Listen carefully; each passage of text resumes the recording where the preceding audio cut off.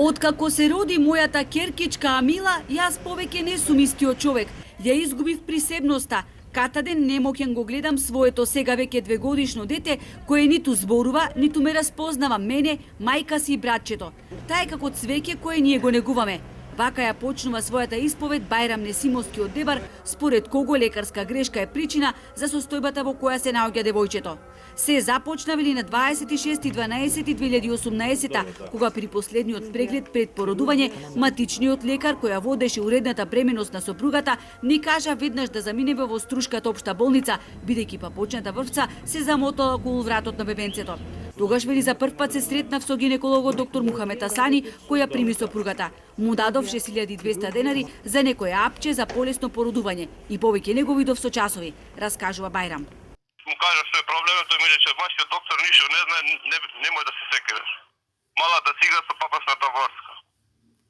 До тоа време, од 2 сата до 9 навечер нема предедено тотално ништо.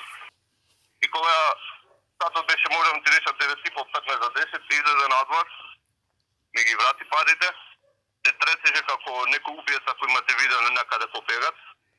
Ми рече, ти се парите, нема потреба од пари сврши на работа. И затвори врата. Ја мислев жената отиде искрено, зашто парите беа за жената, не за мала.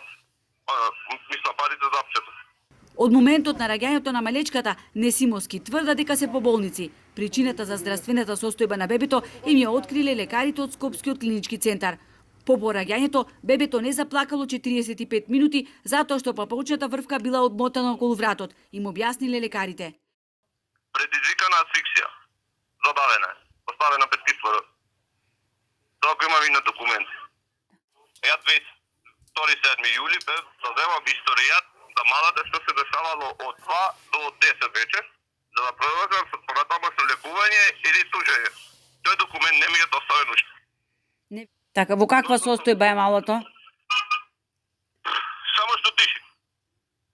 И јади стомаки. Ништо не знаем, но со врат ја чувам, тоа. И додека Бајрам Несимовски е решен целиот случај да го истурка до крај, актуелниот директор на Струшката општа болница доктор Мухамет Асани, кој го извршил породувањето, не признава вина. Работев совесно заедно со уште 2 гинеколози и хирурзи. Нека извршат стручен надзор од лекарската комора и нека го испитаат целиот случај, вели за Алфа доктор Асани, кого за лекарска негрижа го обвинува уште една родилка од Дебар. Таа тврди дека од операција излегла без јајник, матка и бубрек.